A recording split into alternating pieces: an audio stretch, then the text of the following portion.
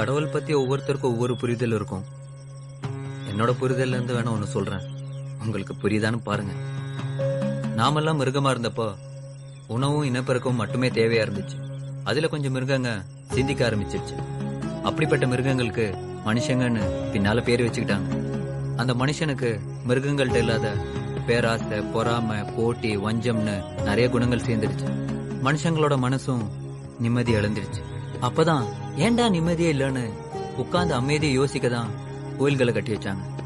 உட்கார்ந்து ஒழுக்கமா யோசிச்சவங்க நிம்மதியை கெடுத்த தேவையில்லாத குணங்களை உதுத்து விட்டுட்டு கடவுள் நிலையை அடைஞ்சாங்க. அந்த கடவுள் நிலையை அடைஞ்சவங்க கொடுத்துட்டு போன சிலபஸ் தான் திருமந்திரம், திருக்குறள், பகவத்கீதா, குர்ஆன், தம்மபதம், பைபிள்னு எல்லாம்.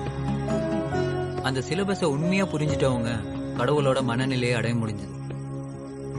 இப்ப நீங்க ப்ரூஸ்லி ஆனோம்னா ப்ரூஸ்லி மாதிரி டெய்லி பயிற்சி பண்ணீங்கன்னா ஒரு நாள் நீங்க ப்ரூஸ்லி ஆயிட முடியும். சும்மா போட்டோ வச்சு தொட்டு கும்பிட்டு தீபாராதனை காட்டினீங்கன்னா நீங்க ப்ரூஸ்லி ஆயிட முடியாது இல்லையா?